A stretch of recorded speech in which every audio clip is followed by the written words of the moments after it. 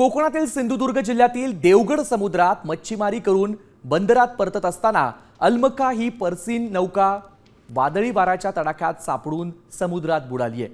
नौकेवर तांडेलासह 15 ते 20 खलाशी होते। वाऱ्याचा वेग आणि उंच लाटांमुळे नौकेचा तोल जाऊन ही दुर्घटना घडली आहे। खलाशांनी मदतीसाठी हाक दिल्यानंतर स्थानिक मच्छीमारांनी तातडीनं बचाव कार्य करून सर्वांना सुरक्षितपणे किनाऱ्यावर आणले। नौका बुडाल्यानं कोट्यवधींचं नुकसान झालंय।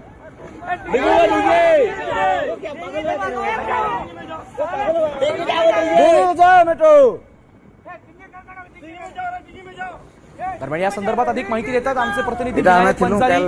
विनायक, आपण बघतोय की देवगडच्या समुद्रामध्ये ही दुर्घटना घडली आहे, काय अधिकची माहिती आहे?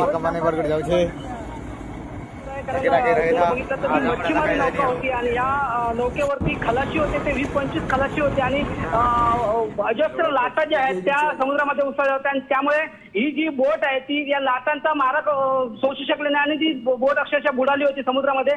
यावेळी मच्छीमारांना वाचवण्यात मात्र यश आलंय, कारण स्थानिक जे मच्छीमार आहेत त्यांनी लगेच धाव घेतली समुद्रामध्ये आणि या मच्छीमारांना जे खलाशी होते त्यांना मात्र वाचवण्यात यश आलंय।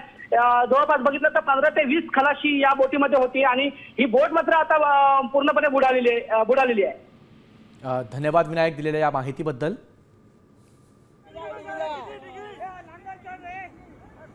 Big